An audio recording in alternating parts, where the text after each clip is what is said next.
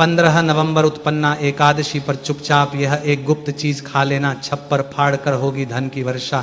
भक्तों, इस दिन चाहे व्रत करें या ना करें, लेकिन यह एक गुप्त चीज बिना किसी को बताए चुपचाप जरूर खा लेना। खाने मात्र से ही आपके जीवन में चल रही समस्त परेशानियों से छुटकारा मिल जाएगा और आपके घर में श्री हरि विष्णु की कृपा से इतनी धन दौलत आएगी कि संभाल नहीं पाओगे। आने वाली 7 पुश्तें भी बैठे बैठे खाएंगी। पितृदोष, राहु दोष, काल सर्प दोष सब हो जाएंगे दूर।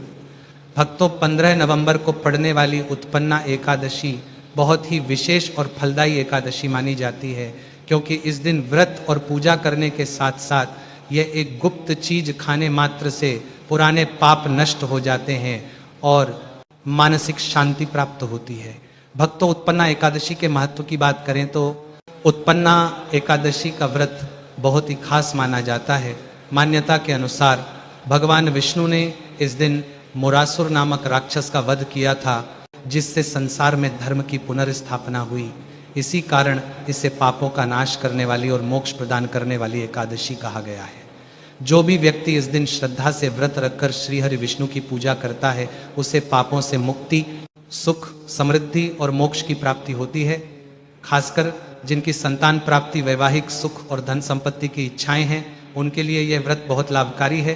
ठीक उसी तरह उत्पन्ना एकादशी का व्रत रखने के साथ साथ यह चीज खाने से जीवन में सुख, शांति और समृद्धि आती है और आपकी समस्त मनोकामना पूर्ण होती है। वैसे तो यह व्रत निर्जला रखा जाता है, लेकिन अगर आप उत्पन्ना एकादशी की रात एक विशेष चीज खा लेते हैं तो आपके घर में धन संपदा इतनी बढ़ जाएगी कि वह कभी समाप्त नहीं होगी।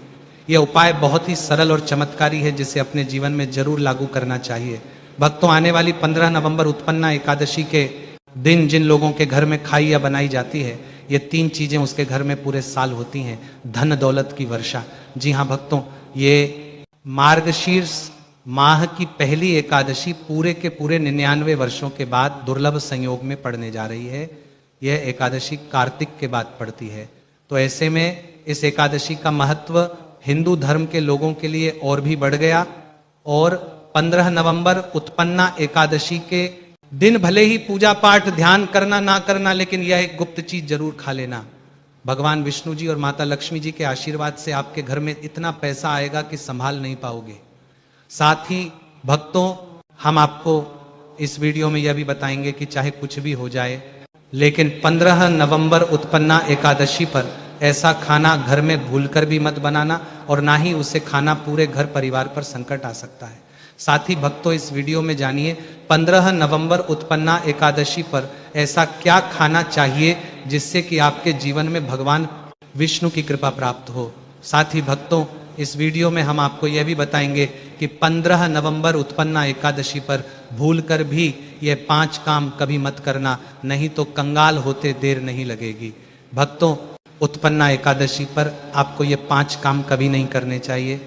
जो भी माताएं बहनें उत्पन्ना एकादशी के दिन इन 5 कामों को करती हैं तो उसकी जिंदगी बर्बाद हो जाती है, उसके घर में कंगाली छा जाती है और जिस घर में भी ये 5 कार्य होते हैं, माता लक्ष्मी ऐसे घर को हमेशा के लिए छोड़कर चली जाती है। भक्तों, साथ में हम आपको ये भी बताएंगे कि 15 नवंबर उत्पन्ना एकादशी के दिन अगर आप इन चीज़ों का दान कर देते हो तो आपके घर में कभी धन की कमी नहीं होगी, हमेशा ही रुपया पैसा आपके घर में आएगा। इसीलिए आप वीडियो को पूरा ही देखें, आधा अधूरा ना देखें।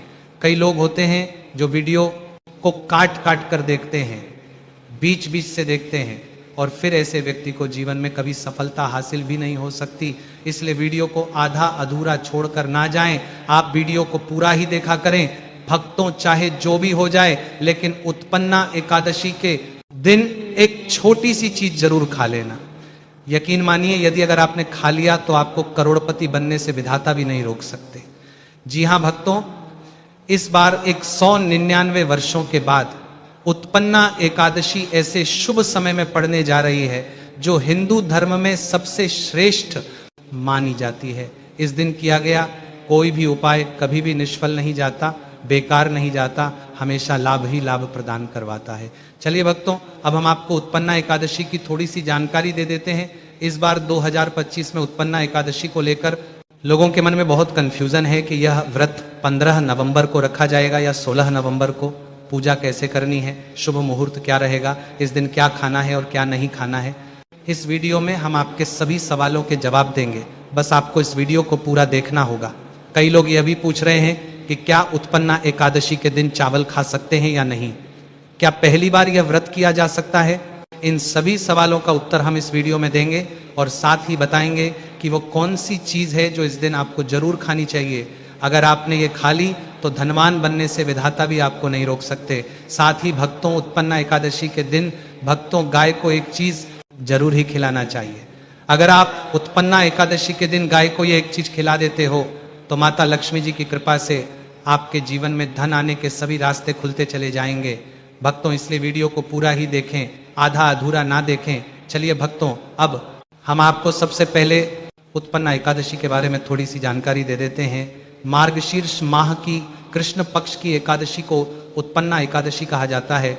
भारत में इसे अलग अलग जगहों पर अलग अलग नाम से जाना जाता है। जैसे कहीं कहीं पर इसे उत्पन्ना एकादशी और कहीं कहीं पर इसे मोक्षदा आरंभ एकादशी और भगवद एकादशी के नाम से भी जाना जाता है। धर्म ग्रंथों में कहा गया है कि इस एकादशी का व्रत करने से व्यक्ति को वह पुण्य प्राप्त होता है जो सभी तीर्थों के स्नान, दान, यज्ञ और व्रतों से मिलता है। यह एकादशी सभी एकादशियों की जननी मानी जाती है, इसलिए इसे वर्ष की प्रथम एकादशी भी कहा जाता है। इस व्रत को करने से मनुष्य के 7 जन्मों तक के पाप नष्ट हो जाते हैं। उसे ज्ञान, वैराग्य और भक्ति की प्राप्ति होती है। भविष्य पुराण में यह भी उल्लेख है कि जो व्यक्ति इस दिन उपवास रखकर भगवान विष्णु की पूजा करता है उसे विष्णु लोक की प्राप्ति होती है। उत्पन्ना एकादशी मनुष्य को अज्ञान, मोह और पाप से मुक्त कर मोक्ष का द्वार खोलती है। यही कारण है कि धर्म ग्रंथों में इसे मोक्षदायिनी और पापहरिणी एकादशी कहा गया है। स्कंद पुराण के अनुसार उत्पन्ना एकादशी का व्रत करने से मनुष्य के सभी पाप नष्ट हो जाते हैं और उसे मोक्ष की प्राप्ति होती है।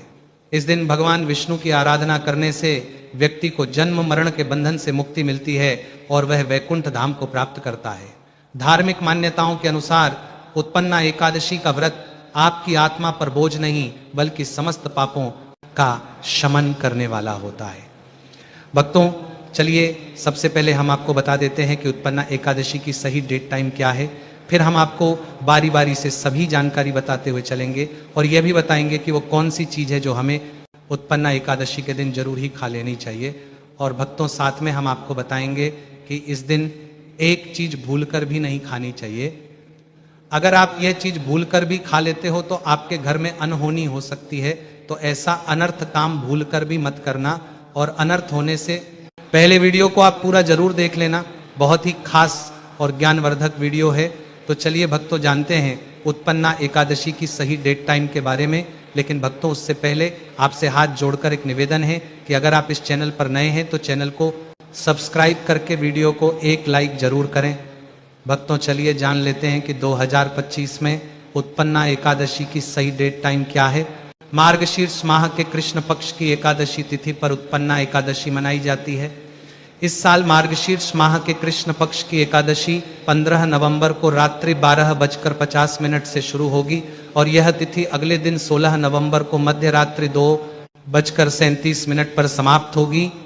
सनातन धर्म में उदया तिथि को खास माना जाता है, इसीलिए उत्पन्ना एकादशी का व्रत 15 नवंबर को रखा जाएगा। अब भक्तों, पारण की बात करें तो एकादशी व्रत में पारण का विशेष महत्व होता है, इसीलिए एकादशी व्रत का पारण करता शुभ मुहूर्त में ही करना चाहिए।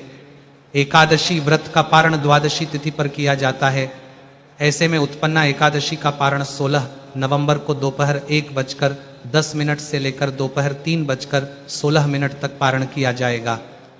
व्रत का पारण करने के बाद अन्न और धन का दान जरूर करना चाहिए। चलिए भक्तों, अब हम उत्पन्ना एकादशी की सरल पूजा विधि और शुभ मुहूर्त के बारे में जान लेते हैं। इस दिन को सही तरीके से और श्रद्धा के साथ मनाने के लिए सबसे पहले आपको सूर्योदय से पहले ब्रह्म मुहूर्त में उठना है। फिर स्नान करके पूजा स्थान पर जाएं और भगवान सूर्य को एक लोटा जल अर्पित करें। बाद व्रत का संकल्प लें। संकल्प लेने के लिए अपने सीधे हाथ में जल लें और फिर 3 बार ओम नमो भगवते वासुदेवाय का जाप करें और अपना नाम, गोत्र, स्थान, मकान नंबर या फ्लैट नंबर और क्षेत्र का नाम बताएं। इसके बाद अपनी इच्छाएं भगवान के चरणों में समर्पित करें और भगवान को प्रणाम करके जल अर्पित कर दें। अब पूजा की प्रक्रिया के बारे में जानते हैं। सबसे पहले एक अखंड फल जैसे सेब, नारियल या जो भी फल उपलब्ध हो बिना कांटे हुए लें और उसे गंगा जल से शुद्ध करें। फिर भगवान श्री विष्णु की तस्वीर या मूर्ति रखें। अगर आपके पास मौली, पान, सुपारी, लौंग, इलायची या पान का पत्ता हो तो उन्हें भी सजा कर रखें। अब भगवान को बुलाने की प्रक्रिया जिसे प्राण प्रतिष्ठा कहते हैं, इसके लिए भगवान की तस्वीर को स्थापित करके उस स्थान का शुद्धिकरण करें। गंगाजल मिश्रित जल से उस स्थान पर छींटे डालें और एक फूल रखें। फिर भगवान को आचमन कराएं, तिलक लगाएं, अक्षत चढ़ाएं, फूलों की माला पहनाएं और एक पुष्प अर्पित करें, धूप दिखाएं और घी का दीपक जलाएं। ध्यान रखें कि दीपक को उठाना नहीं है। दीपक को जहां रखा है वहां चावल या फूलों का आसन बना लें और फिर दीपक रखें। अब भगवान को नैवेद्य के रूप में जो भी मिठाई आपके पास हो वो अर्पित करें। अगर मिठाई नहीं है तो मिश्री के दाने चढ़ा सकते हैं, लेकिन एक बिना कटा हुआ फल भगवान को जरूर अर्पित करें। फिर भगवान के सामने हाथ जोड़कर 108 बार ओम नमो भगवते वासुदेवाय मंत्र का जाप करें। अपनी मनोकामना की पूर्ति के लिए एक पान का बीड़ा तैयार करें, उसमें 2 लौंग, 2 इलायची और 1 सुपारी रखें। इस बीड़े को भगवान को अर्पित करें और 11 बार ओम नमो भगवते वासुदेवाय का जाप करें। फिर अपनी इच्छा भगवान के समक्ष व्यक्त करें। यदि आप धन की प्राप्ति के लिए पूजा कर रहे हैं तो भगवान से धन का आशीर्वाद प्राप्त करें। अब उत्पन्ना एकादशी की कथा सुने या उसका पाठ करें और फिर भगवान की आरती करें। अंत में फल का भोग अर्पित करें और प्रसाद को सभी भक्तों में वितरित करें। इस दिन अन्न का सेवन ना करें। यह व्रत का सब